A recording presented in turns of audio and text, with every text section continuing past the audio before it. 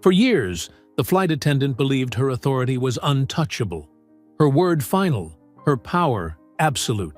Every order went unchallenged, every slight dismissed. She decided who belonged in first class and who did not, until she targeted the wrong woman, a black passenger seated quietly, calm but watchful. A woman she assumed was powerless, just another face she could belittle. When silence didn't break her, she pushed harder. Words sharpened. Contempt deepened. And finally, her hand struck. Gasps filled the air. Cameras captured everything. She thought she'd corrected an easy target. She had assaulted the FAA administrator. Justice was coming. And unforgiving. Before we go any further, comment where in the world you are watching from and make sure to subscribe, because tomorrow's story is one you don't want to miss. Naomi Carter stepped from the jet bridge into first class, her cream-colored suit crisp and professional against her white dress shirt. The familiar cabin smell, a mix of recycled air and leather seats, greeted her as she made her way to 2A. She placed her carry-on beneath the seat with practiced ease and offered a warm nod to her fellow passengers. Madison Hale stood at the front galley, her blonde hair pulled back in a perfect flight attendant bun. Her bright smile faltered for just a fraction when she spotted Naomi, like a light dimming. "Boarding pass, please," she said, her voice sharp and clinical, nothing like the sugary tone she'd used with the previous passengers. Naomi handed over her ticket without comment. She watched Madison's eyes narrow as they scanned the paper, checking and double-checking the seat assignment as if certain there must be some mistake. "Are you sure you're in first class?" Madison asked loudly enough for nearby passengers to hear. "Yes," Naomi replied simply, her voice steady. "2A, as shown on the boarding pass you're holding." A businessman across the aisle glanced up from his phone, then quickly looked away. An older woman, 2 rows ahead, turned slightly, her expression uncomfortable, before busying herself with a magazine. Madison's smile tightened. "Well then," she handed back the boarding pass with 2 fingers, as if touching it too long might soil her hand. She turned immediately to the white gentleman in 2C, her entire demeanor transforming. "Can I get you anything before takeoff, sir? Water? A magazine?" "Water would be great, thanks," he said. "Of course! Right away!" Madison practically sang the words. Naomi settled into her seat, smoothing her slacks. She'd been in this position countless times before. The subtle shifts in tone, the selective service, the implied message that she didn't belong. Each microaggression was familiar, like reading from a well-worn script. The cabin filled steadily. Madison swept past multiple times, delivering waters and taking drink orders for after takeoff. She chatted warmly with other first-class passengers about their destinations and dinner plans. But whenever Naomi tried to catch her eye, Madison looked straight through her as if she were invisible. A young white woman in designer clothes was seated in 1D, directly in front of Naomi. "I'd love some water," she called out to Madison, who immediately materialized with a bottle and a glass of ice. "Here you are, miss, and I'll be back with champagne once we're in the air. Are you heading to DC for business or pleasure?" They chatted for several minutes while Naomi's throat grew increasingly dry. She made a mental note of the time, 2:47 p.m., and the way Madison's body language remained open and engaging with certain passengers while closing off completely to others. The captain's voice came over the intercom, smooth and professional. "Good afternoon, folks. This is Captain Reeves speaking. Welcome aboard Flight 2153 to Washington, D.C. We're looking at clear skies today with an on-time arrival of 5:35 p.m. Eastern. Flight time will be approximately 2 hours and 15 minutes. Flight attendants, please prepare for departure."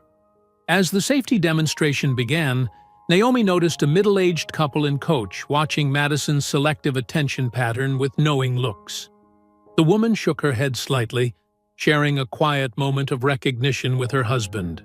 The engines rumbled to life, and the plane backed away from the gate. Naomi pulled out her phone one last time, typing a quick note with specific times and observations. She'd learned long ago to document everything, no matter how small. The slights added up, building a picture that was harder to dismiss. During takeoff, Naomi watched the ground fall away through her window, the familiar pressure pushing her back in her seat. Her mind drifted to similar flights, similar situations, the weight of having to remain composed while being treated as less than. It was exhausting, but she'd learned to channel that fatigue into determination. The plane leveled off, the seatbelt sign dinged off, and Madison emerged from the galley with her drink cart. She moved systematically through first class, offering champagne and wine with flourishing service to everyone except Naomi. When she passed 2A, she didn't even pause, continuing her cheerful banter with other passengers as if the seat were empty. Naomi's jaw tightened almost imperceptibly as she gazed out at the clouds below. She could feel the weight of the ignored drink service like a physical pressure, another small indignity piling onto the others. The sunlight streaming through her window highlighted the tight set of her shoulders, the careful way she held herself.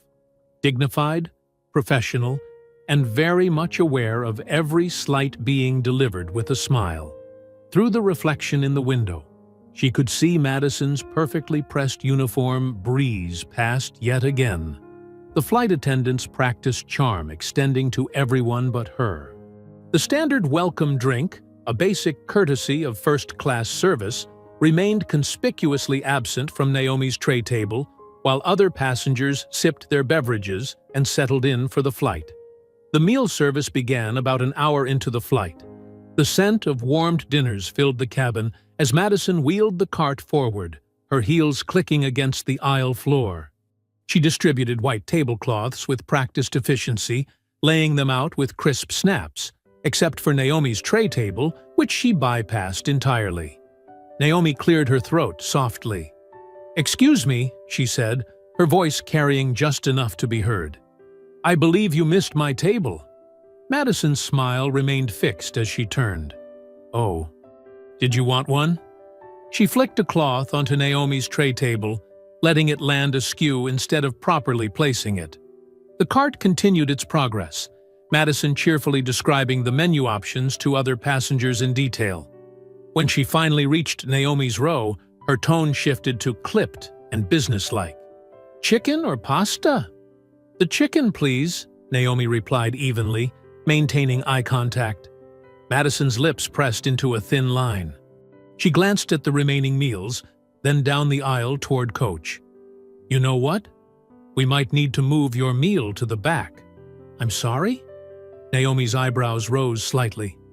"We need to make sure we have enough for paying customers," Madison said, emphasizing the word paying with a slight sneer. "I'm sure you understand." A few nearby passengers shifted uncomfortably in their seats.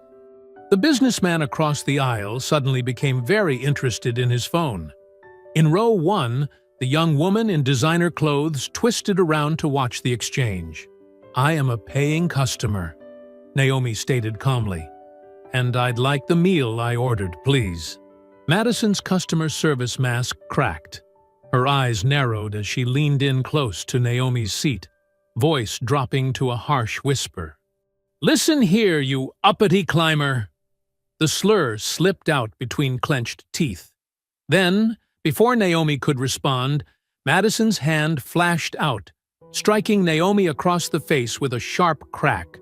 The sound seemed to echo through the suddenly silent cabin. Gasps rippled through first class. The elderly couple from Coach, who had been walking toward the lavatory, froze mid-step. Phones appeared as if by magic, their cameras aimed toward row 2. Naomi didn't cry out. She didn't jump up or retaliate. Her cheek stung fiercely, but her movements remained measured as she reached into her purse. She withdrew a leather wallet and opened it, revealing a federal badge and identification card. "You just struck the woman who regulates your entire airline," Naomi said, her voice clear and steady despite the red mark blooming across her cheek. Madison's face drained of color so quickly she swayed slightly. Her perfectly manicured hand flew to her mouth as the full impact of what she'd done, and to whom she'd done it, sank in. Footsteps pounded up the aisle as Captain Reeves rushed forward from the cockpit, his face ashen. He took in the scene, Madison's shocked stance, Naomi's reddened cheek, the badge still displayed, and the forest of phones recording everything. "Dr. Carter," he said, trying to project calm authority despite his obvious distress. "I cannot express how deeply—" "Captain," Naomi cut him off quietly. "Your flight attendant just committed assault. I trust you understand the severity of this situation." More passengers had turned around in their seats now, murmuring among themselves. The business traveler in 3C kept his phone steadily aimed at the confrontation, though he tried to be subtle about it.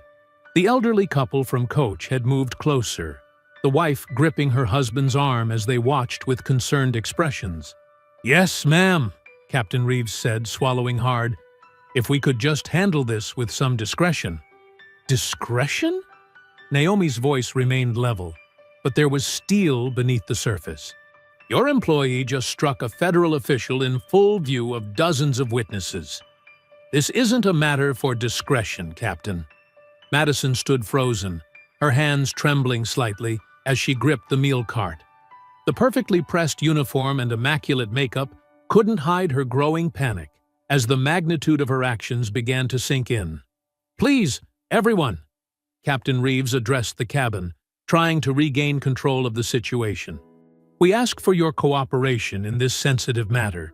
If we could all just remain calm and—" "I am perfectly calm, Captain," Naomi interrupted. She sat straight in her seat, one hand resting on her federal ID, her dignity intact despite the handprint still visible on her face. "Though I'm curious to hear how you plan to handle an assault that occurred under your command." The young woman in designer clothes was still twisted around in her seat, phone held high. The businessman, who had earlier avoided eye contact, now stared openly, his own phone recording surreptitiously in his lap. The elderly couple had taken up position near the bulkhead, bearing silent witness. Madison's carefully constructed facade had crumbled completely. She stared at Naomi with the stunned expression of someone who had just stepped off a cliff and was only now realizing there was nothing beneath her feet. Her perfectly manicured hands twisted together as the weight of her actions and their consequences began to settle over her like a heavy shroud.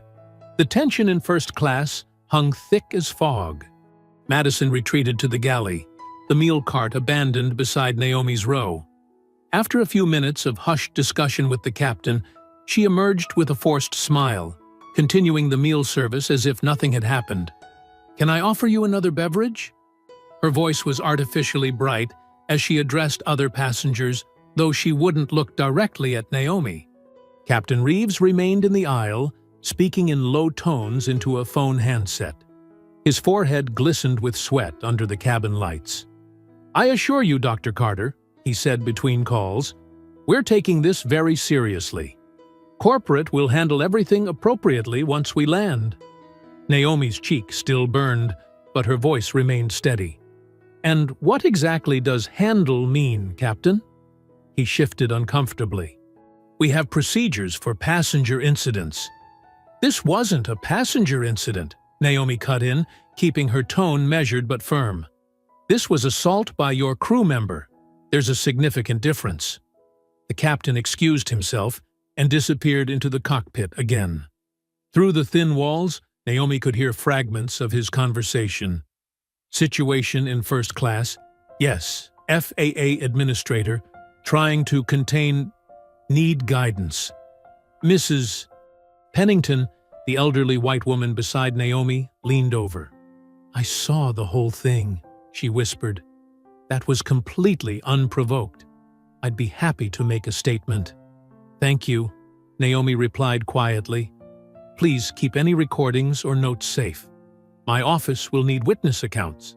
The businessman across the aisle caught her eye and gave a subtle nod, patting his phone pocket. Down in coach, the elderly black couple who had witnessed the slap remained standing near the galley, their presence a silent show of support. Captain Reeves emerged again, his expression carefully neutral. "I've spoken with our corporate office. They've advised that we maintain normal service for the remainder of the flight. Madison will continue her duties." "She assaulted me," Naomi stated flatly. "We understand your concern," he said, falling into practiced corporate phrasing. "But our priority is maintaining a calm cabin environment. We'll address everything properly after landing." Naomi's eyes narrowed slightly. "Maintaining calm by keeping my attacker serving drinks? That's an interesting interpretation of safety procedures, Captain." He cleared his throat. "Doctor." "Carter, I hope you'll cooperate with—" "I'm cooperating fully by remaining in my seat," she interrupted smoothly. "But don't mistake that for acceptance of this situation." As the captain retreated again, Naomi turned to the passengers around her. "If anyone recorded what happened," she said in a low, clear voice, "please preserve those videos. My office will need copies. You can send them directly to the FAA's Passenger Advocacy Division." Several heads nodded. The businessman who had been filming typed something into his phone, presumably noting the information. Madison continued her performative normalcy, though her hands shook slightly as she collected dishes. She practically sprinted past Naomi's row, avoiding eye contact. The junior flight attendant, Rosa, moved through the cabin with quiet efficiency, helping clear trays. As she passed Naomi's seat, her movement was so smooth that few would have noticed the small folded napkin that slipped from her hand into Naomi's palm. Naomi waited until Rosa had moved on before carefully unfolding the napkin under her tray table. Inside was a phone number, and beneath it, 3 simple words written in neat handwriting. "I saw everything." She glanced up, catching Rosa's eye as the young woman worked in the galley. Something passed between them in that brief look. Understanding, solidarity, the weight of choosing right over easy. Rosa gave an almost imperceptible nod before returning to her duties. The cabin speakers crackled. "Flight attendants, prepare for arrival." Naomi tucked the napkin carefully into her jacket pocket as the seatbelt sign chimed on. Around her, passengers began closing tray tables and returning seats to their upright positions. The businessman across the aisle was still typing intently on his phone.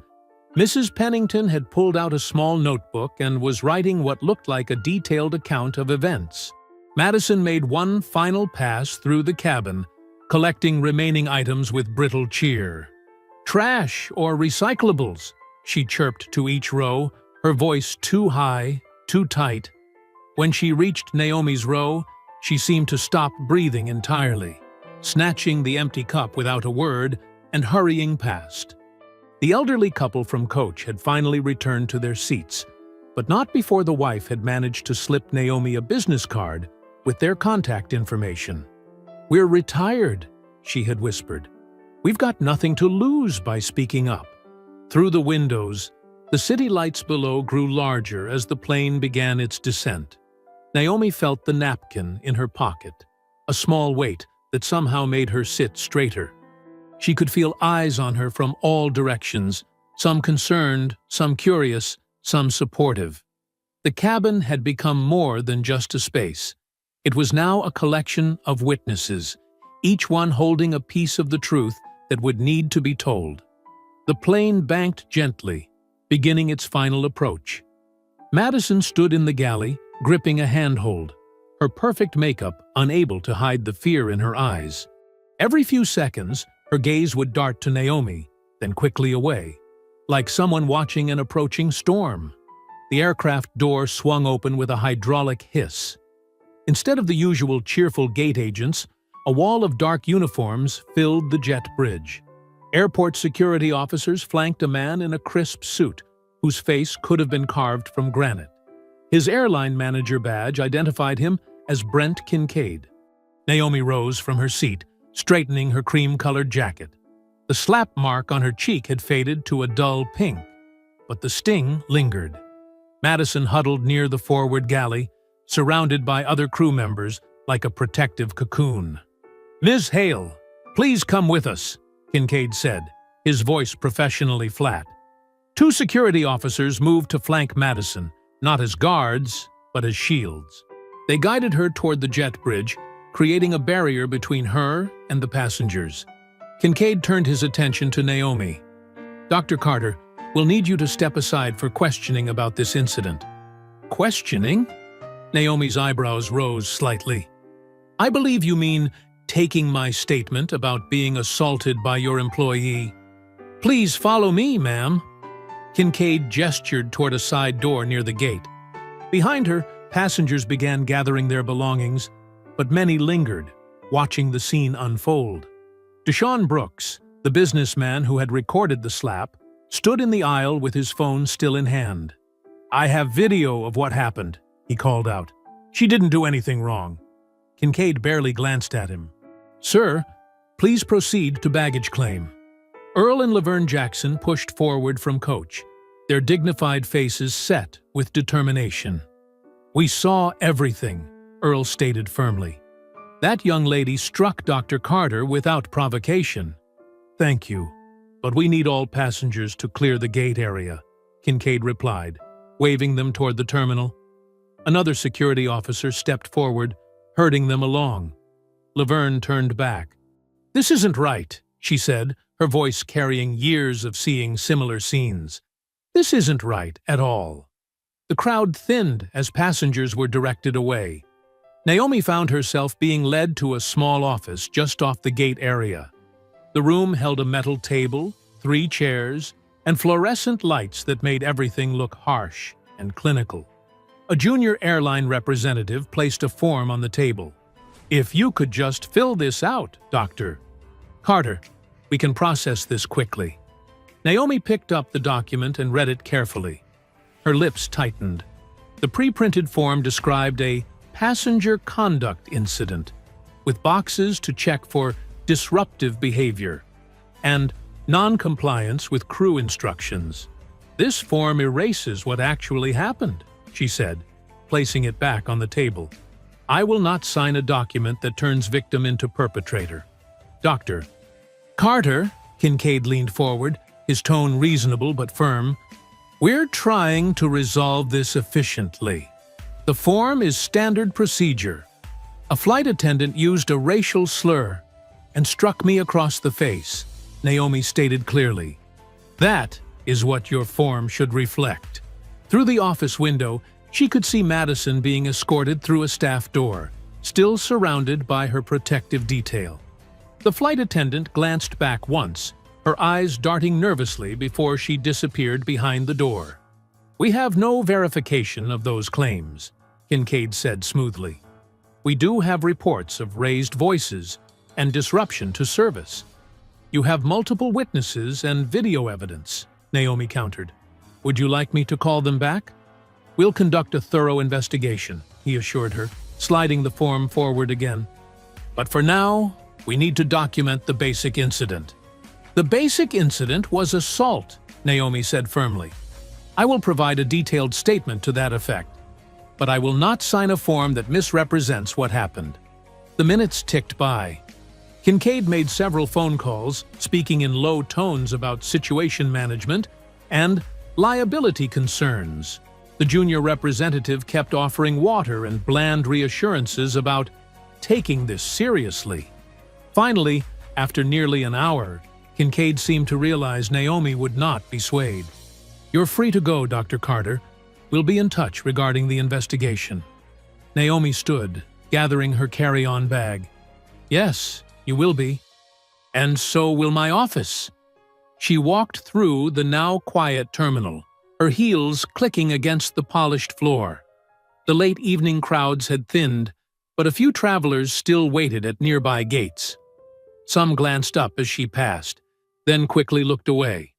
Near the escalators to ground transportation, a man with a press badge suddenly stepped into her path. Microphone extended. "Dr. Carter!" Is it true you caused a disturbance on Flight 2857? Another reporter appeared, then another, questions overlapping. Did you refuse crew instructions? Were you combative with the flight attendant? Naomi kept walking, her face composed. Her hand slipped into her jacket pocket, fingers closing around Rose's folded napkin. The paper was soft now, worn from being held, but the words were still clear in her mind. I saw everything. She pressed the lobby button for the elevator to ground transportation, keeping her back straight and her expression neutral as cameras flashed behind her. The doors slid shut, finally giving her a moment of silence. She looked at her reflection in the polished steel, a professional woman in a cream-colored suit, standing tall despite the red mark on her cheek that told its own story. The elevator descended smoothly, and Naomi took a deep breath. In her pocket, the napkin remained clutched in her hand, a small reminder that even in moments engineered to make her doubt herself, she was not alone, and the truth had witnesses. Naomi's townhouse stood quiet in the Georgetown evening, its brick facade warmed by the setting sun. She clicked the door shut behind her, dropped her keys in the ceramic bowl by the entrance, and let her shoulders finally drop. The cream suit jacket, wrinkled from the long day, came off first. She hung it carefully, smoothing the fabric with hands that wanted to tremble, but wouldn't. The kitchen's familiar comfort welcomed her.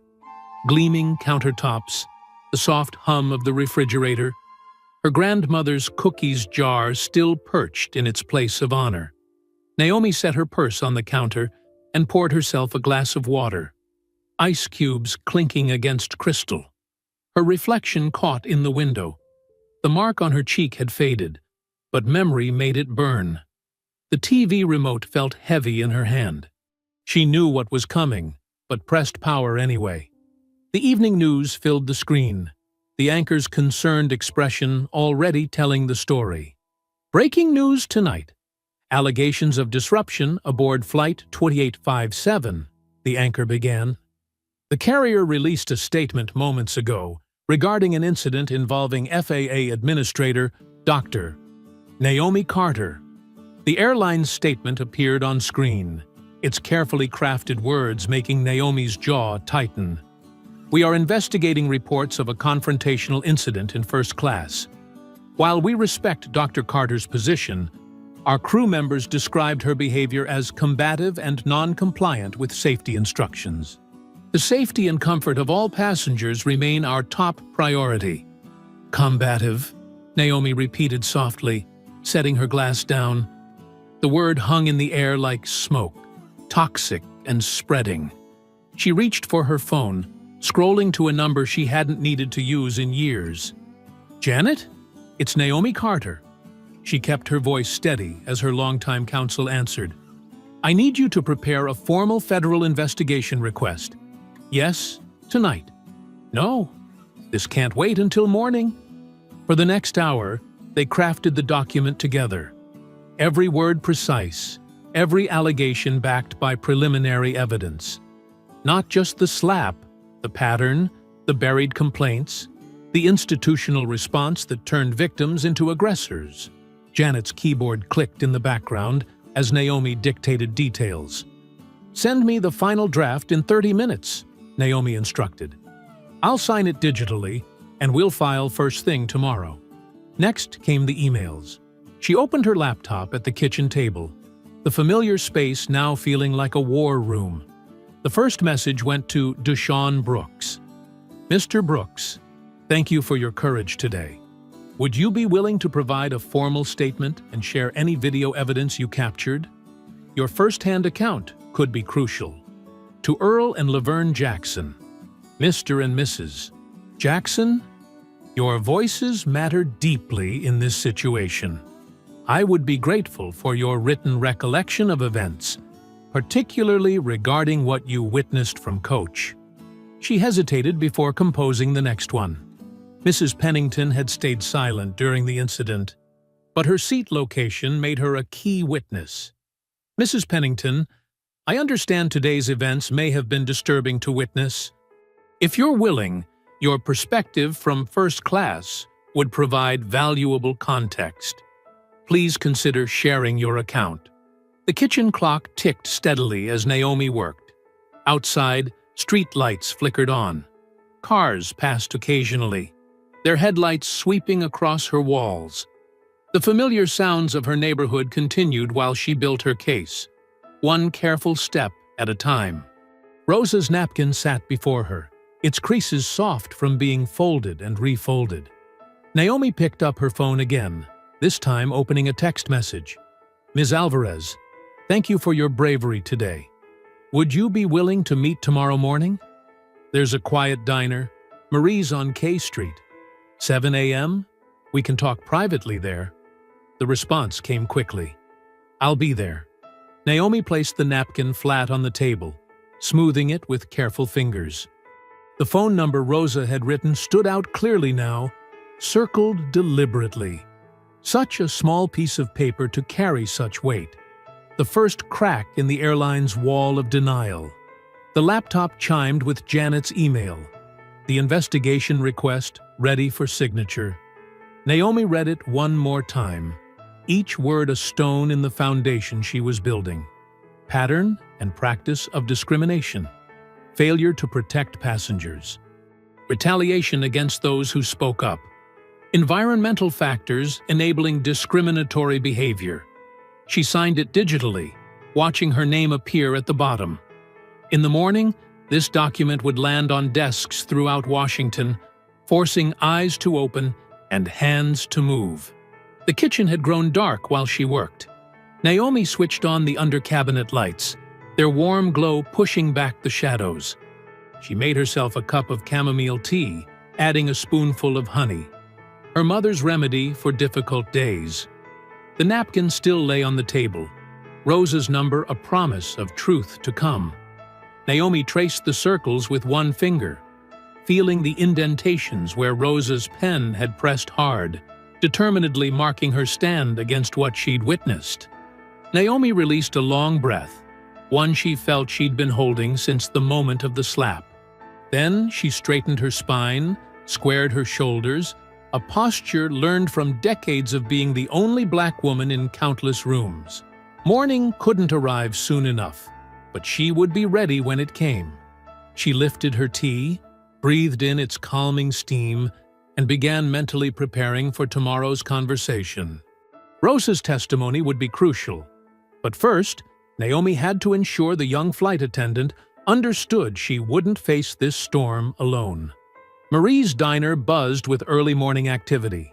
The clink of coffee cups, the sizzle of bacon, the murmur of conversations over plates of eggs and toast.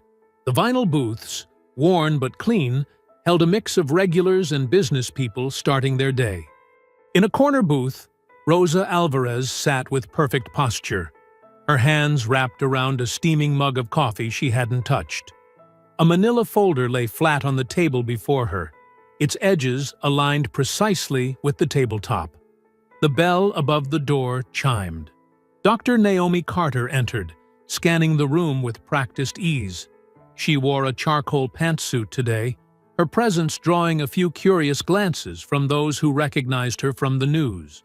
Rosa's shoulders tensed slightly, then relaxed as Naomi slid into the booth across from her. "Good morning, Ms. Alvarez," Naomi said quietly, signaling a waitress. "Thank you for coming early. Just Rosa, please." Her voice was steady but soft, pitched not to carry. "I ordered coffee already. They make it strong here." The waitress appeared with a fresh mug for Naomi. They waited until she moved away before continuing.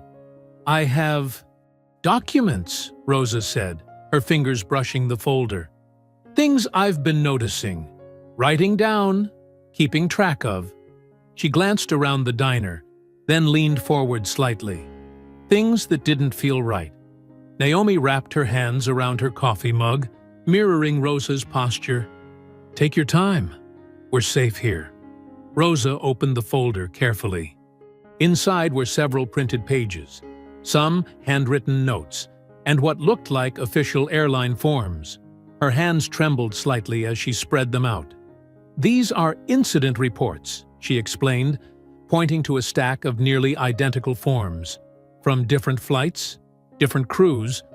"But look at the language." She slid one across the table. "Every time there's a complaint from a passenger of color, the same phrases appear. Passenger became agitated, demonstrated non-compliant behavior, posed potential safety risk to crew." Naomi studied the forms, noting dates, flight numbers, crew signatures. The pattern was clear, too clear to be coincidental. "How long have you been collecting these?" 6 months. Rosa's voice strengthened. "At first, I thought I was imagining things, but then I started making copies, taking notes. The similarities were impossible to ignore." She pulled out a handwritten statement on airline stationery. The ink was still fresh, the words careful and precise. "I, Rosa Alvarez, witnessed Flight Attendant Madison Hale slap Dr. Naomi Carter during Flight 2857. Below were details: time, location, exact words exchanged. Every fact documented with the precision of someone who knew their words would be questioned. "I know what happens to people who speak up," Rosa said, her coffee still untouched. "My mother cleaned offices for 20 years. Every time she reported harassment, they found reasons to cut her hours, change her schedule, make her life harder until she quit." Naomi set down the papers and met Rosa's eyes directly. "I understand your fear. It's rational. They count on that fear to keep people silent." She paused, choosing her next words carefully. "I can protect your identity during the initial investigation. When we move to public hearings, and we will, I'll need you to testify. But by then, we'll have built enough momentum that retaliation would only prove our case." Rosa nodded slowly. "The crew talks, you know, about other incidents, about how they handle complaints." She pulled out more notes. Names, dates, patterns of behavior. "Madison, she's not an anomaly. She's a symptom of a culture that needs to change," Naomi finished. She took a sip of coffee, giving Rosa time to steady herself. "What we need next is a strategy. More witnesses? More documentation? Then we request a public hearing. Make it impossible to bury this in internal reviews and corporate speak." The diner had grown busier around them, the morning rush picking up. Rosa glanced at her watch. Her shift would start in 2 hours. "I made copies of everything," she said, sliding the folder across the table. "The originals are somewhere safe, just in case." "Smart," Naomi approved. She tucked the folder into her briefcase. "I'll have my team start verifying these incidents, reaching out to passengers discreetly. The more voices we have, the harder it becomes to dismiss any single one." They finished their coffee, Rosa finally taking a sip of her now cold cup, and discussed specific next steps. Naomi provided a secure email address and a private phone number. They agreed on code words for urgent messages, backup meeting locations, and a chain of communication that would protect Rosa's involvement. The morning sun had risen fully when they finally stood to leave. Rosa smoothed her uniform skirt, preparing to head to the airport. Naomi left cash on the table, better than a credit card trail. They stepped out onto the sidewalk together, the city fully awake now. Business people hurried past with phones to their ears. A delivery truck rumbled by. Normal morning sounds that felt somehow different after their conversation. Rosa turned to Naomi, hesitated for just a moment, then reached for her hand. Her grip was firm, certain. "I'm in," she said simply. Naomi nodded, squeezing Rosa's hand once before letting go. She patted her briefcase where the folder sat securely, then turned toward her office. The morning traffic parted around them as they went their separate ways, each carrying a piece of the truth they would soon bring to light. The Waterfront Hotel's lounge settled into its evening quiet. Soft jazz, amber lighting, and the occasional clink of glasses creating a bubble of privacy. Heavy curtains filtered the setting sun, casting long shadows across empty tables. At precisely 7, Naomi Carter sat alone at a corner table, her back to the wall, a single glass of water untouched before her. Madison Hale entered like someone expecting an ambush. Her uniform was gone, replaced by dark jeans and a cream sweater that made her look younger, more vulnerable. Her eyes darted around the lounge, checking exits, looking for hidden cameras or waiting reporters. Finding none, she approached Naomi's table with short, stiff steps. "Sit down, Ms. Hale," Naomi said quietly, gesturing to the chair across from her. "Would you like something to drink?" Madison shook her head, perching on the edge of the seat, her hands twisted in her lap. "My uncle says I shouldn't be here. That talking to you is a mistake." "Your Uncle Victor Hale," Naomi said, not a question. "Board member, major stockholder, and the man who's been covering your credit card bills for the past 3 years. Color drained from Madison's face. She started to stand, but Naomi's next words froze her in place. "Including the emergency withdrawal from your 401k last month, the one that somehow disappeared from your employment record the day after the incident. How did you—" Madison's voice cracked. She sank back into her chair. "I'm very good at my job, Ms. Hale." Naomi's tone remained measured, almost gentle. "Just as you were very good at yours, until you weren't. Tell me about the passenger complaints, the ones that vanish into thin air." Madison's fingers drummed against her thigh. "I don't know what you mean." Naomi reached into her briefcase and withdrew a thin stack of papers. She laid them on the table one by one, like dealing cards. "Flight 23117, 3 months ago. Flight 898, last summer. Flight 1442, just before Christmas." Each paper showed a complaint form, each one eerily similar in language and structure. "These aren't real incidents," Madison protested weakly. "They're just standard forms for difficult passengers." "Difficult passengers who all happen to be people of color?" Naomi raised an eyebrow. "Who all supposedly became agitated and non-compliant in exactly the same way? Who all disappeared from the system after your uncle's office got involved?" A waiter approached their table. Naomi waved him away with a small shake of her head. In the silence that followed, Madison's breathing grew uneven. "Look at me, Madison," Naomi said softly. "Really look. What did you see that day on the plane? What made you think you could strike a passenger, any passenger, and walk away clean? I didn't." Madison swallowed hard. "You weren't supposed to be— I didn't know who you were. Would it have mattered? If I'd been a teacher, or a nurse, or anyone else, would that have made the slap okay?" Tears welled in Madison's eyes. "They told us, there's a way things work. First class has a certain image. When passengers don't fit that image, we're supposed to maintain standards." "Who told you this?" Naomi pressed. "When? How?" "Training sessions, not the official ones. The real ones. After hours." Madison's words came faster now, tumbling out. "Uncle Victor said first class is about comfort. That means making sure certain passengers feel special, protected, and others feel unwelcome." Naomi leaned forward slightly. "And when those others complain, there's a system." Madison wiped her eyes with trembling fingers. "Code words in the reports. Ways to flag certain incidents for special handling. The complaints go straight to legal, then to Victor's office. They never reach the FAA. "Until now," Naomi said quietly. Madison's face crumpled. "They'll destroy me. Uncle Victor, he owns me. The loans, the credit cards, my apartment lease. Everything. I'm not here to destroy you, Madison." Naomi's voice remained steady. "I'm here to end the system that made you think you could slap me. The culture that taught you some passengers belong and others don't. You can help me do that. Or you can go down with them." "Help how?" Madison whispered. "Tell the truth. Sign a statement about what happened on that flight.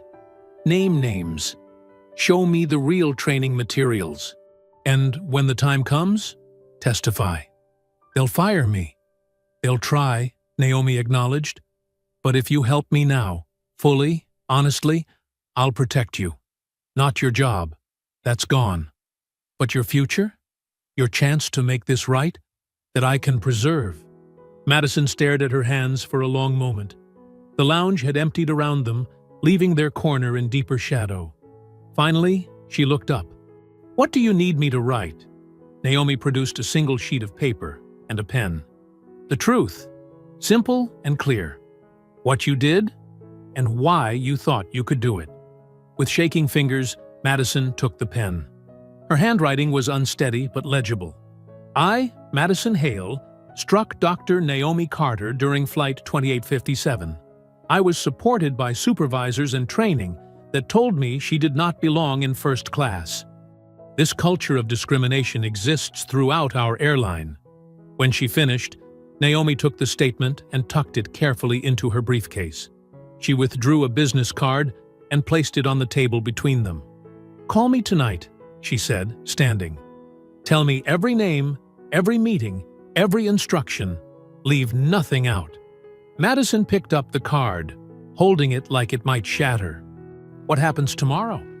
Tomorrow, Naomi said, we start dismantling the machine, one truth at a time. Late afternoon sun slanted through Naomi's office windows, casting long shadows across her desk. She adjusted her phone's speaker and listened intently as Deshaun Brooks described the video he'd captured. I started recording when I heard her tone with you, Deshaun explained. Something felt off from the start. The way she kept checking your ticket, hovering around your seat. My mom always taught me, when something's not right, document it. Naomi nodded, though he couldn't see her. And you have a clear shot of the actual incident? Crystal clear. You can see her lean in, hear what she says, and watch the slap plain as day. I even caught some passengers' reactions. The shock on their faces tells the whole story. Would you be willing to testify about what you witnessed? Naomi asked, making notes in precise handwriting. Absolutely, Deshaun replied firmly. They tried to pressure me to delete it, you know. A supervisor came to my seat after landing, said it would be better for everyone if the video disappeared. Made me more determined to keep it. After arranging for Deshaun to send the footage securely, Naomi dialed Earl and Laverne Jackson. Their steady voices filled her office as they took turns describing what they'd seen from their seats in coach. We've flown enough years to know what we were watching, Earl said gravely. The way that young woman treated you. It wasn't new to us, just bolder than usual. Laverne added, when she hit you, Earl started to stand up. I had to hold his arm. Not because he was wrong, mind you, but we've learned the hard way. They're always ready to paint us as the aggressors. Your testimony would be invaluable, Naomi told them. Your perspective as longtime travelers who've experienced this pattern firsthand. Count on us, Earl assured her. We're done being quiet about these things. The call with Mrs. Pennington proved surprisingly productive. The elderly woman's voice trembled with emotion as she spoke. I should have said something right then and there, she admitted. I was sitting right next to you. I saw everything. The rudeness, the checking your ticket twice, the terrible things she whispered. When she struck you, Mrs. Pennington paused, collecting herself. I was raised to believe that speaking up in public was unseemly. But my silence that day, that was what was truly unseemly. It's not too late to speak up now, Naomi encouraged her. No, it isn't, Mrs. Pennington agreed firmly. I've written down everything I witnessed, every detail I can remember. I want to testify. It's the least I can do to make this right. Between calls, Naomi's office phone lit up with messages from her legal team. Senator Cole's office had confirmed there would be a public hearing within weeks. The senator wanted to examine not just the incident itself, but the airline's broader pattern of passenger discrimination and complaint suppression. As sunset painted the sky outside her window, Naomi's cell phone buzzed. Madison's number flashed on the screen. "I'm ready," Madison said quietly, her voice barely above a whisper. "To tell you everything." "Take your time," Naomi replied, opening a fresh page in her notebook. "Start from the beginning." Madison's words came slowly at first, then faster as the dam broke. She described after-hours training sessions in empty airport conference rooms, supervisors teaching new flight attendants to spot problem passengers and maintain cabin harmony, code words for profiling and discrimination. "They gave us a manual," Madison continued, "not the official one, a different one. It had specific phrases to use in incident reports, ways to describe passengers that would trigger special handling. The reports would go straight to Victor's office, marked for executive review." Naomi's pen moved steadily across the page as Madison named names: supervisors, trainers, executives who oversaw the system. She detailed how complaints disappeared, how crew members were rewarded for maintaining standards, how Uncle Victor's influence protected those who played along. "The worst part," Madison admitted, her voice cracking, "is how normal it all seemed. They made it sound professional, necessary, like we were protecting our premium passengers' experience. But we were hurting people, making them feel small, making them prove they belonged." "You're doing the right thing now," Naomi assured her, underlining another name in her notes. "I know it doesn't make up for what I did to you, but I want to help fix this. I want to tell the truth, all of it." After the call ended, Naomi reviewed her notes in the gathering darkness. Names, dates, locations, a web of coordinated discrimination laid bare in black ink. She circled key details: the secret training manual, the coded report language, the chain of command that buried complaints. The pieces were falling into place. Deshawn's video would show the violence that lurked beneath the airline's polished surface. The Jacksons would testify to the pattern of mistreatment. Mrs. Pennington would confirm the immediate events, and Madison's insider account would expose the systematic nature of it all. Naomi flipped through the pages one last time, making sure every detail was captured. The notebook contained more than just evidence. It held the power to force real change, to ensure no other passenger would be humiliated, struck, or made to feel they didn't belong.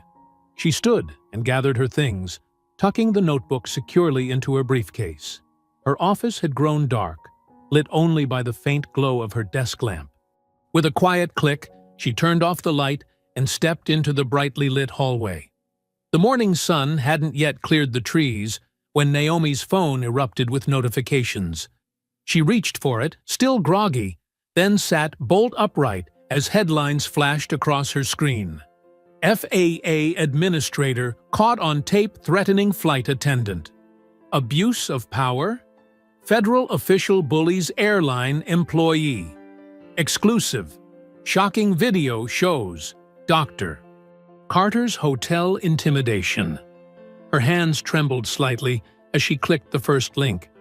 A grainy video played, clearly filmed secretly at the hotel lounge. The clip showed only fragments of their conversation, cut and rearranged to paint a damning picture. "You'll go down," her voice said flatly. "Please, I have debts," Madison pleaded. "Sign this now, or else." Naomi's stomach clenched. She recognized the phrases, all real moments from their meeting, but stripped of context and spliced together to create something sinister. The camera angle caught Madison's fearful expression, but missed Naomi's compassionate one. The edited footage ended before Madison's voluntary confession, before their shared commitment to exposing the truth. Her landline rang. The agency's chief of staff, Thomas Wheeler, spoke with careful formality. "Dr. Carter, I'm sure you've seen the news. Given the serious nature of these allegations, We need to place you on administrative leave effective immediately, pending a full review. Thomas, that video is deliberately misleading. I understand your position, he cut in. But we have to follow protocol. Please clear your calendar and await further instruction. No public statements without clearing them through channels. She set the phone down as her television flickered to life. Victor Hale's polished face filled the screen, standing at a podium with Madison partially hidden behind him. His voice oozed concern. As a board member and Madison's uncle, I was horrified to learn of this intimidation. Dr. Carter abused her position to threaten a young woman who was simply doing her job. We demand a full investigation into this gross misconduct. Madison stood silent, eyes downcast. Gone was the woman who'd bravely confessed her part in the discrimination. This Madison looked beaten, controlled. Naomi's phone buzzed with a text from Rosa. Just saw the news. Don't worry, I'm still with you. They can't edit what I saw with my own eyes. She tried calling Madison, but the line went straight to voicemail. Again. The fourth time, an automated message stated the number was no longer in service. Talking heads filled every channel, dissecting the video frame by frame. Some questioned why a federal official was meeting privately with an employee she was investigating. Others suggested Naomi had orchestrated the whole incident to grab power. A few openly wondered if she should face criminal charges. Sources say Dr. Carter has a history of targeting airlines with aggressive investigations, one pundit declared. This video proves she's willing to destroy careers to push her agenda. Naomi muted the television, her living room suddenly too quiet. The silence felt heavy, accusatory. She walked to her kitchen window, watching leaves scatter across her small backyard. Everything she'd built, her reputation, her authority, her ability to create change, seemed to be crumbling in real time. Her phone lit up again. Deshaun Brooks this time. They're trying to pressure me to withhold my video, saying it could hurt Madison. I won't back down. Earl and Laverne left a voicemail. We're praying for you, Dr. Carter. Truth will prevail. Mrs. Pennington sent a short email. I know what I saw that day. No edited video can change that. Naomi's hands stopped shaking. She straightened her shoulders, remembering every slight, every dismissal, every moment of forced silence she'd endured throughout her career. They thought they could bury her with selective editing and coordinated attacks. They thought she would retreat, apologize, fade away. They were wrong. She picked up her phone and dialed her attorney, Linda Marshall. The line clicked after one ring. I saw, Linda said without preamble. Pretty clever editing job. They must have had someone filming the whole time. They think they can scare me into backing down, Naomi replied, her voice steady. Into doubting myself. What do you want to do? Naomi walked to her desk, where her notebook lay open to the pages of testimony and evidence she'd gathered. Rosa's statement, Deshaun's video agreement, the Jacksons' account, Mrs. Pennington's written testimony, Madison's original unedited confession. We don't run, Naomi said firmly. We show everything, every recording, every statement, every piece of evidence that proves what really happened, both on that plane and in that hotel. They'll fight back harder, Linda warned. Victor Hale has deep pockets and lots of friends. Let them come, Naomi replied. I've spent my whole career watching people like them twist the truth, silence victims, and walk away clean. Not this time. She looked at her reflection in the window, poised, determined, unbroken. The same way she'd looked after Madison's slap, after the airline's attempt to detain her, after every attempt to make her doubt herself. Set up a press conference, she told Linda. Simple, straightforward. No hiding, no apologizing. Just me, speaking truth to power. When? Tomorrow morning. The courthouse steps. Let them see me standing in the light. The fluorescent lights hummed softly in the small conference room as Naomi settled into a worn leather chair. Linda Marshall spread documents across the table, steam rising from 2 paper cups of coffee between them. The morning paper lay folded nearby, its headlines still screaming about scandal and corruption. "First things first," Linda said, pulling out a thick manila folder. "We need to dissect their edited video piece by piece. Show exactly how they manipulated your conversation." Naomi nodded, taking a sip of coffee. "I recorded the entire meeting myself. Standard procedure for any investigative contact." Linda's eyebrows rose. "They don't know that?" Victor Hale was so focused on his secret recording, he never considered I might be protecting myself too. Naomi reached into her briefcase and withdrew a small digital recorder. Everything from the moment Madison walked in until she left. Clear audio, no cuts, no edits. Linda pressed play. Madison's nervous entrance filled the room, followed by Naomi's calm greeting.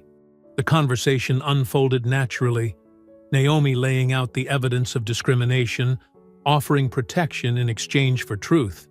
Madison's gradual shift from fear to relief as she realized she had a way out. "This changes everything," Linda said, making notes. "When people hear the full context, how you gave her a chance to do the right thing, how you promised to shield her from retaliation, it completely destroys their narrative." "We'll need more than just the recording," Naomi replied. She pulled out her notebook, flipping to her witness list. Deshaun Brooks's video of the original incident, the Jacksons' testimony about what they saw, Mrs. Pennington's statement about Madison's behavior throughout the flight, and Rosa's documentation of similar incidents. Linda nodded, writing rapidly. "I'll draft subpoena requests for the airline's internal communications about the incident and their procedures for handling discrimination complaints. We need to show this wasn't just about one slap. It was about a system designed to silence people." They spent the next hour mapping out their strategy. Linda prepared formal requests for every piece of evidence they'd need: flight manifests, crew reports, passenger complaints, training materials. Naomi called each witness, giving them specific times to arrive and detailed lists of what documents to bring. "Mrs. Jackson," she said warmly into her phone, "we need you and Earl there at 9 a.m. sharp. Bring your boarding passes, any notes you took that day, and your cell phones in case you took pictures." She paused, listening. "Yes, ma'am, I know it's intimidating. But your voice matters. They're counting on good people staying quiet." Deshaun Brooks was next. "Make sure that video is backed up in multiple places," she advised. "And bring any emails or messages you received trying to pressure you to delete it." Mrs. Pennington sounded anxious but resolute. "I should have spoken up sooner on the plane," she said. "I won't be silent now." Rosa sent a text confirming she had all her documentation ready. Crew schedules, incident reports, training materials showing the airline's standard responses to passenger complaints. As the morning wore on, Linda drafted a series of motions to protect their witnesses from retaliation. "The airline will try to pressure them," she warned, "especially Rosa. We need to build a legal wall around her." "Already done," Naomi replied. "I filed whistleblower protection paperwork for her last week, and I've documented every contact we've had, so they can't claim I improperly influenced her testimony." They moved to the press strategy. Naomi knew the airline would flood the media with spokespeople, trying to drown out her message with complexity and confusion. She needed something clear and powerful. "Keep it simple," Linda advised. "One strong statement that cuts through their noise." Naomi stood, smoothing her jacket. Linda held up her phone to record. "I will not be silenced," Naomi said, her voice steady and clear. "I will bring the truth to light." Linda played it back. "Perfect. Direct, Dignified, determined, just like you. They were reviewing their timeline when Linda's phone buzzed. She answered, listened briefly, then looked up at Naomi with a slight smile. Senator Cole's office. The hearing is set for next Tuesday at 10 a.m. Transportation Committee chamber. Naomi walked to the window, looking out at the city below. Morning traffic flowed past, people hurrying to their own battles, their own moments of truth. She thought of Madison, probably sitting in some corporate office right now, being coached on what to say. She thought of Victor Hale, so sure his money and influence could bury this story. "Let them come," she said quietly, her reflection strong and clear in the glass. Let them bring their edited videos and practiced statements and corporate lawyers. Truth doesn't need editing. Linda gathered their papers into neat stacks. We should prepare for their counterattacks. They'll try to paint you as angry, aggressive, unstable. They've been doing that to women like me our whole lives, Naomi replied, turning back to the table. But I'm not here to fight their stereotype. I'm here to fight their system. She sat down, pulling the witness lists close. Let's go through everyone's testimony again. I want to make sure we're not missing anything. The conference room settled into focused quiet, broken only by the scratch of pens and rustle of papers.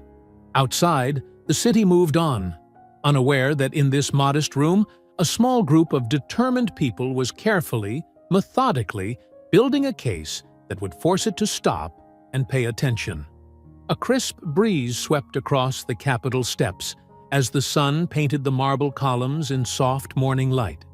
News vans lined the street, their satellite dishes reaching toward the pale sky. A line of people wrapped around the building, some clutching papers, others checking their phones nervously. Naomi Carter walked up the steps, her dark charcoal suit sharp against the white stone. Her heels clicked steadily on the marble, each step purposeful and measured. She'd chosen a deep purple blouse beneath the suit jacket, dignified but unapologetic. Her silver hair caught the light as she approached the entrance. Rosa Alvarez stood near the security checkpoint, hands clasped tightly around her purse. When she saw Naomi, her shoulders relaxed slightly. Naomi gave her a small nod, their private signal that everything was proceeding as planned. Rosa's navy blazer looked newly pressed, her badge pinned precisely on her lapel. "Good morning, Dr. Carter," Rosa said softly as Naomi passed through the metal detector. "Morning, Rosa. Ready?" Naomi's voice was warm but focused. "Yes, ma'am. All my documentation is here." Rosa patted her purse. Further down the marble hallway, Earl and Laverne Jackson sat on a wooden bench, their Sunday best carefully arranged. Earl wore a crisp brown suit that spoke of decades of postal service dignity. Laverne's pearl necklace caught the light filtering through the high windows. They both stood as Naomi approached. "Dr. Carter," Earl said, extending his hand. "We've been praying for this day." "Thank you both for coming," Naomi replied, squeezing his hand warmly. "Your voices matter more than you know." Laverne adjusted her glasses, her chin high. "We've seen too much to stay quiet now." Mrs. Pennington stood slightly apart from the others, her silver hair swept into an elegant chignon. Her cream-colored suit looked expensive but somehow defensive, like armor. Her hands worried at the strap of her designer handbag. "Mrs. Pennington," Naomi said gently, "I appreciate you being here." "It's the right thing to do," Mrs. Pennington replied, though her voice wavered slightly. "I should have spoken up on the plane." "I won't make that mistake again." Security guards opened the heavy committee room doors. Television cameras swiveled to capture every entrance. Reporters scribbled in notepads, their whispers creating a steady undercurrent of speculation. The hearing room itself felt both grand and confining. Dark wood panels climbed the walls toward an ornate ceiling. Portraits of stern-faced former senators looked down on the proceedings. The air felt thick with anticipation. Senator Miriam Cole sat at the center of the raised dais, her silver reading glasses catching the light. Her deep blue suit and no-nonsense haircut projected authority without flash. She studied a document before her, making small notes with a silver pen. The airline's legal team occupied the front row of tables, their expensive suits and leather briefcases arranged with calculated precision. The lead counsel sat in the center, his silver hair and wire-rimmed glasses suggesting gravitas, his slight smirk suggesting contempt. He spread papers before him with theatrical confidence. Behind them, Victor Hale commanded his own space like a general surveying a battlefield. His tailored suit probably cost more than most people's monthly salary. His square jaw clenched and unclenched as he watched the room fill. When his eyes met Naomi's, they held neither fear nor shame, only cold calculation. Madison sat further back, half hidden behind a junior lawyer. Her uniform looked pressed, but her shoulders were tight with tension. She stared fixedly at the table before her, refusing to meet anyone's gaze. At precisely 10 a.m., Senator Cole lifted her gavel. The sharp crack brought immediate silence.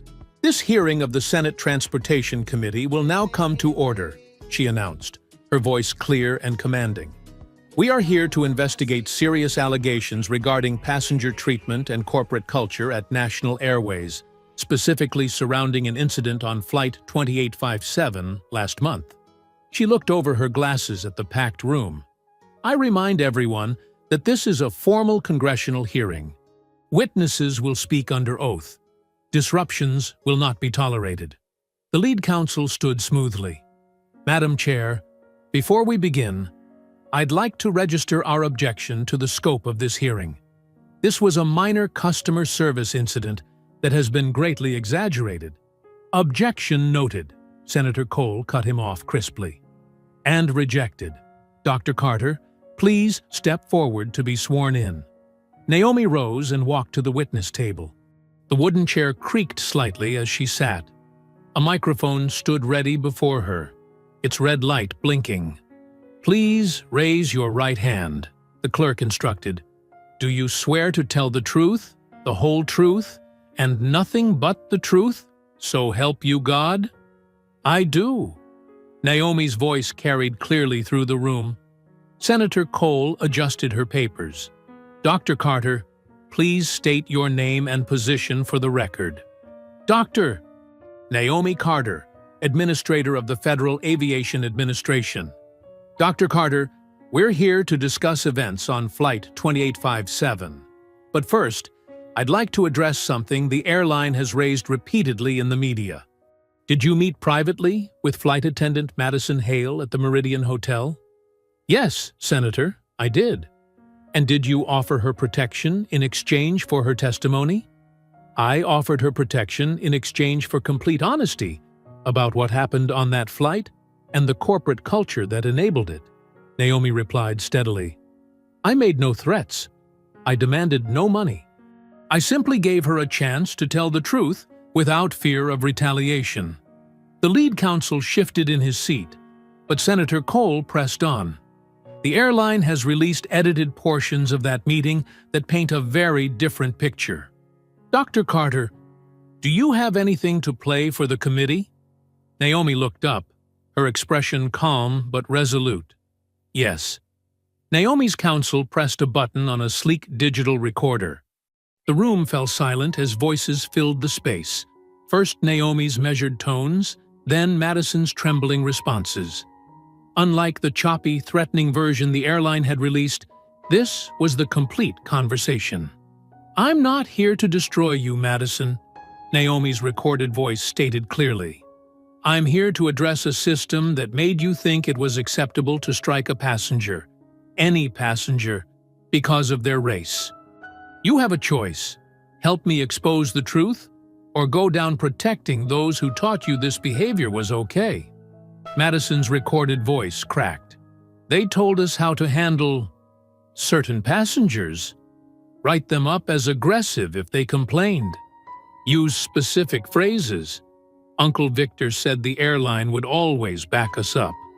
The recording continued, revealing Naomi's careful offers of protection in exchange for honesty. No threats. No demands for money. Just a clear path to telling the truth. When the playback ended, the hearing room buzzed with whispers. The lead counsel's face had lost its smug expression. Victor Hale's jaw muscle twitched visibly. Senator Cole adjusted her glasses. The committee notes that this recording differs substantially from the edited version released to the media. She turned to Rosa. Ms. Alvarez, please step forward to be sworn in. Rosa walked to the witness table, her navy blazer crisp, her steps measured despite her obvious nervousness. After taking the oath, she sat straight-backed in the chair Naomi had vacated. Ms. Alvarez, you were working Flight 2857 as a junior flight attendant. Please tell us what you witnessed, Senator Cole directed. Rosa leaned slightly toward the microphone. Her hands were clasped tightly in her lap, but her voice held steady. I saw Madison check Dr. Carter's boarding pass repeatedly, though she didn't check any other first-class passengers. She ignored Dr. Carter's requests for water.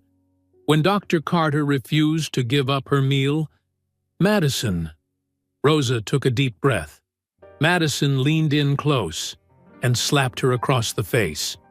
What happened after the incident? Senator Cole asked. We were instructed to write up Dr. Carter as combative and disruptive, Rosa continued. Her voice quivered but didn't break. The supervisors gave us specific phrases to use. They always give us these phrases for certain passengers. They told us to say Dr. Carter had refused crew instructions and created a security concern. Did you comply with these instructions? No, Senator. Rosa's chin lifted slightly. I couldn't. What I saw was assault, plain and simple. And it wasn't the first time I'd seen passengers treated differently based on their race. The lead counsel stood. Objection, Madam Chair. This witness is making broad, unsubstantiated allegations. Overruled, Senator Cole cut in. The witness is relating her direct observations. Please continue, Ms. Alvarez. Deshaun Brooks took the stand next, his management consultant's suit as precisely arranged as his testimony. After being sworn in, he pulled out his phone. I was in seat 4C, he explained. When I heard the commotion, I started recording. I knew something wasn't right. He looked directly at the committee. That night, I made copies. I sent one to Dr. Carter's office immediately. I had a feeling the airline might try to make the video disappear. Please play your recording for the committee, Senator Cole instructed. The video projected onto the hearing room screens showed exactly what the witnesses had described. Madison's aggressive lean in, the sharp crack of the slap, Naomi's dignified response. The audio was crystal clear, including Madison's muttered slur before the strike. Gasps echoed through the room. A reporter's pen clattered to the floor. Victor Hale's face had gone from confident to ashen. He leaned forward, whispering urgently to the lead counsel, whose hands were now shuffling papers with noticeably less assurance. The airline's careful narrative was unraveling thread by thread. Their edited hotel clip, their claims of Naomi being combative, their attempts to paint Madison as the victim, all of it crumbled in the face of unvarnished truth. Senator Cole surveyed the room, her expression stern but satisfied. Her eyes settled on the elegant figure in cream-colored wool. Mrs. Pennington? Mrs. Pennington stood slowly, smoothing her skirt with trembling hands. She had been silent on the plane, watching from the seat next to Naomi as events unfolded. Now, she walked toward the witness table with the careful dignity of her 73 years. The clerk held up the Bible. Do you swear to tell the truth, the whole truth, and nothing but the truth? So help you God? Mrs. Pennington's pearl necklace caught the light as she raised her right hand. I do. Mrs., Pennington settled into the witness chair, her silver hair neatly styled, her posture proper but uncomfortable. She adjusted her reading glasses with slightly trembling fingers. "Mrs. Pennington," Senator Cole began, "you were seated next to Dr. Carter in first class. Please share what you observed." The retired schoolteacher's voice wavered at first, then steadied. "I was there for all of it, and I'm ashamed to say I did nothing." She turned to look directly at Naomi. "Dr. Carter, I want to apologize. I saw how Madison treated you from the moment you sat down. The constant checking of your boarding pass, the way she ignored your requests while attending to everyone else immediately." She dabbed at her eyes with a tissue. "I saw the slap. I heard what Madison said before she struck you. And I stayed silent." Mrs. Pennington's hands tightened in her lap. "I've spent my life teaching children to stand up against bullying, to speak up when they see wrong. But when the moment came, I failed to follow my own lessons." Her voice grew stronger.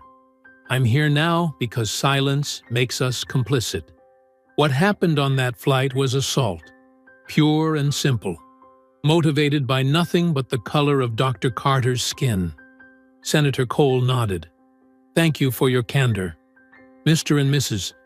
Jackson, please step forward." Earl and Laverne Jackson approached together, their dignity evident in every measured step. Earl's pressed shirt and Laverne's neat dress spoke of a lifetime of facing the world with unshakable grace. After being sworn in, they sat side by side at the witness table. "We were in coach," Earl began, his deep voice carrying clearly. "But we had a clear view of first class during boarding. We saw Madison's behavior change completely when she reached Dr. Carter's row." Laverne picked up the thread. "We've flown enough to know what good service looks like. This wasn't that. This was deliberate disrespect, building and building until it exploded into violence." "Did anyone from the airline contact you after the incident?" Senator Cole asked. "Yes," Earl replied. "A representative called to suggest perhaps we hadn't seen things clearly from our vantage point. Offered us travel vouchers if we'd sign a statement saying we were uncertain about what happened." "And your response?" Laverne's chin lifted. "We told them we know exactly what we saw. We've seen it too many times before, just usually more subtle. But a slap? That's not subtle. That's hatred showing its true face." The room fell silent. Naomi turned in her chair, looking at Madison seated several rows back. The flight attendant's makeup couldn't hide her red-rimmed eyes or the tension in her jaw. Their gazes met. "Ms. Hale," Naomi said, her voice carrying clearly but gently through the quiet chamber. "Tell the truth now, and I will stand between you and those who used you. You don't have to protect them anymore." Madison stood slowly, her uniform perfectly pressed, but her hands shaking. She moved to the center aisle, then paused, glancing at her uncle. Victor Hale's face had hardened into a warning mask, but Madison turned away from him. "I want to testify," she said, barely above a whisper. After being sworn in, Madison sank into the witness chair. She took several deep breaths, then began speaking, her words tumbling out as if a dam had broken. "I slapped Dr. Carter. I said horrible things to her. And it wasn't the first time I'd treated passengers that way." She wiped at her eyes.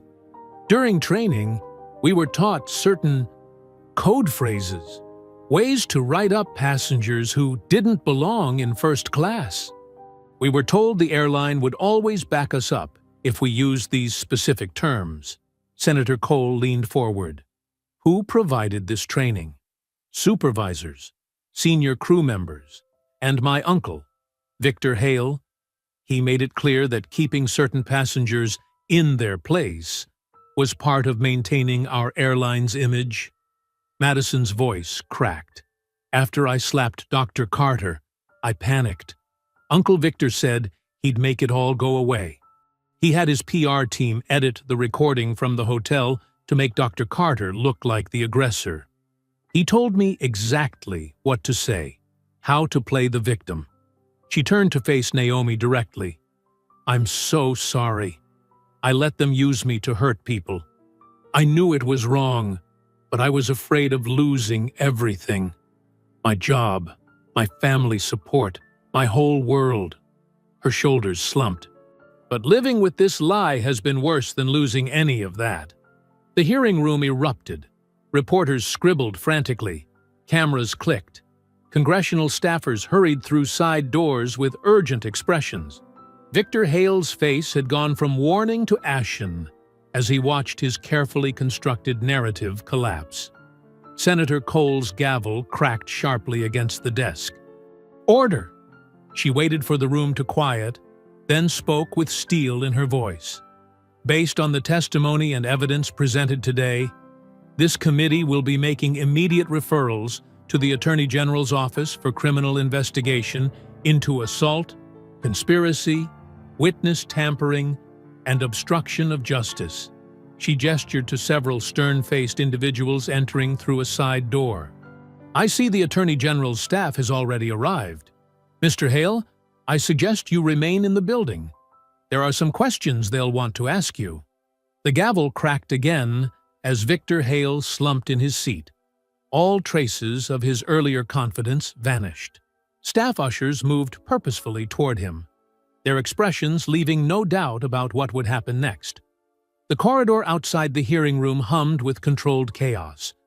Phones buzzed with alerts as journalists fired off rapid updates. Through a side door, federal agents escorted Victor Hale and two senior airline executives, their faces tight with barely contained panic. Victor's perfectly tailored suit couldn't mask his defeated posture as handcuffs clicked into place. Inside the main chamber, staffers passed urgent messages to Senator Cole. She scanned them quickly, then addressed the packed room. "We have confirmation that federal agents are executing search warrants at airline headquarters and seizing relevant documents." Her voice carried the weight of authority. No more buried complaints. No more coordinated cover-ups. The airline's PR team huddled in the corner, phones pressed to their ears. Within minutes, they released a statement that reflected their shattered confidence. "In light of today's revelations, we acknowledge serious failures in passenger treatment and corporate oversight. We will cooperate fully with all investigations and accept responsibility for systematic discrimination." Rosa sat quietly in her row, hands clasped tightly in her lap. Senator Cole motioned her forward. "Ms. Alvarez, please approach." Rosa stood, smoothing her uniform skirt with trembling fingers. "This committee recognizes your courage in coming forward. Your airline is hereby ordered to reinstate you with full back pay and benefits. Furthermore, you will receive federal whistleblower protections." Rosa's shoulders relaxed slightly, for the first time in weeks. At the main table, Naomi reviewed documents being placed before her. Her administrative leave was officially lifted, her authority fully restored, but her attention fixed on a particular name in the papers, Deputy Administrator James Morton, who had quietly worked to undermine her during the investigation. Evidence showed his private meetings with airline executives, his attempts to discredit her testimony. "Deputy Morton is relieved of duties effective immediately," Senator Cole announced, pending a thorough investigation into his connections with airline leadership. She turned to Naomi. "Dr. Carter, I believe you have some recommendations for passenger protections?" Naomi stood, her cream-colored suit crisp despite the long day. "Yes, Senator. Simple, clear rules that can't be buried in fine print." She laid out 3 core proposals. First, any crew member who physically assaults a passenger is immediately removed from duty. No exceptions, no waiting for reviews. Second, every cabin must display clear hotline numbers for reporting incidents, connected to independent monitors, not airline management. Third, regular audits by outside observers who answer to passenger advocacy groups, not corporate boards. The airline's counsel shifted uncomfortably.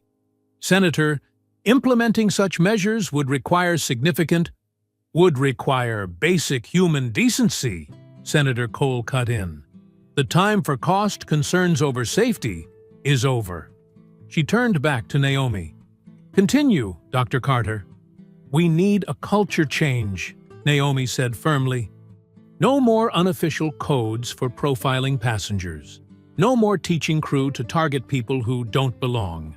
Every traveler deserves dignity, regardless of their seat assignment or appearance." Earl and Laverne Jackson nodded from their seats. Mrs. Pennington dabbed at her eyes again. Madison, still at the witness table, stared at her folded hands. Senator Cole consulted briefly with her staff, then addressed the room. "This committee will draft legislation incorporating Dr. Carter's recommendations, with additional oversight provisions." She fixed the airline representatives with a stern gaze. "You may begin implementing these changes voluntarily, or wait for them to become law. Choose wisely." Through the afternoon, the implications rippled outward. News channels ran breaking updates on Victor Hale's arrest. Social media exploded with clips from the testimony. Other airlines rushed to announce their own anti-discrimination initiatives, hoping to get ahead of the coming reforms. As the hearing room slowly emptied, Naomi gathered her papers. The weight of the past weeks showed in the careful way she moved, but her eyes were clear and determined. She paused by Madison's chair. "Thank you for telling the truth," she said quietly. Madison looked up, tears tracking her makeup. "I'm so sorry. For everything." "Make it right by helping change things," Naomi replied, then moved on. In the marble hallway, Rosa waited uncertainly. Naomi approached her with a warm smile. "Would you join me in my office? There's something I'd like to discuss." An hour later, they sat across from each other in Naomi's FAA office. The city lights were coming on outside the windows, casting a gentle glow across the room. Rosa held a cup of tea, her posture gradually relaxing as Naomi outlined her idea. "We need to completely rebuild crew training," Naomi explained. "Not just rules and procedures, but the fundamental approach to passenger dignity. Who better to help design that than someone who saw the problems from the inside and had the courage to speak up?" Rosa set her cup down carefully. "You want me to help create the new training program? You understand both sides, the pressures crew members face, and the importance of standing up for what's right." Naomi leaned forward. "We can make real change, Rosa. Not just policies, but hearts and minds." Rosa straightened, a slow smile spreading across her face. After weeks of fear and uncertainty, she finally saw a clear path forward. She met Naomi's gaze, two warriors who had fought the good fight together. "When do we start?" she asked simply. The familiar hum of jet engines filled the boarding area as Naomi adjusted her navy blazer and checked her boarding pass one last time. Gate A7, first class, seat 3A. Everything in order, just as it should be. She stepped onto the jet bridge, her heels clicking softly against the corrugated floor. The morning sun streamed through the small windows, casting long shadows that danced along the walls. Her heart beat a little faster as she approached the aircraft door. Not from anxiety this time, but from quiet anticipation. The lead flight attendant greeted her with a professional nod. "Good morning. Welcome aboard." Simple, courteous, the same tone used for every passenger. Naomi smiled, noting how different it felt from that day months ago. As she entered the first-class cabin, her eyes caught the new placards mounted prominently near the galley. Clean, straightforward text outlined passenger rights and reporting procedures. No legal jargon, no fine print, just clear language about dignity, respect, and accountability. Below the text was a QR code linking directly to the Independent Monitoring Office, along with a toll-free number in bold digits. Naomi stored her carry-on and settled into 3A, smoothing her slacks as she sat. Other passengers filtered in, the usual morning business crowd with their laptops and briefcases. A gentleman across the aisle gave her a respectful nod. She recognized him from the hearing coverage, but he didn't make a fuss. Progress, she thought, comes in small moments too. The cabin filled gradually, conversation humming at a pleasant level. Naomi noticed how the flight attendants moved with purpose, but without tension. Their interactions natural and unforced. No double-checking of boarding passes, no subtle signals between crew members about watching certain passengers. Just professional service, evenly delivered. A young black flight attendant approached her seat, carrying a tray of water glasses. Her name tag read Jasmine, and her uniform was crisp and neat. She placed a glass on Naomi's tray table with steady hands and a genuine smile. "Dr. Carter," Jasmine said softly. "Thank you." The words carried weight beyond their simplicity. "Thank you, Jasmine," Naomi replied, using her name deliberately, acknowledging her as a person, not just a uniform.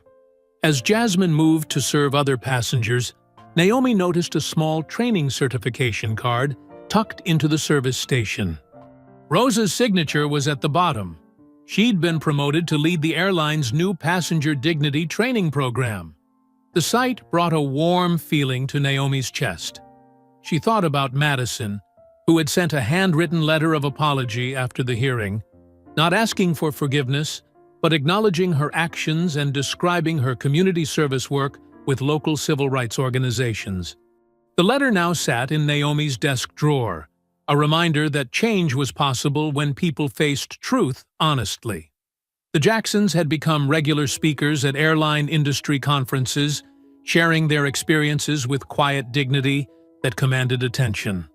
Their testimony had inspired other passengers to come forward, creating a wave of accountability that spread beyond one airline to the entire industry. Mrs. Pennington, true to her word, had channeled her remorse into action. She'd joined a passenger advocacy group and helped draft some of the clear language policies now displayed in every cabin. Making it right, she'd told Naomi, means doing the work, not just feeling bad.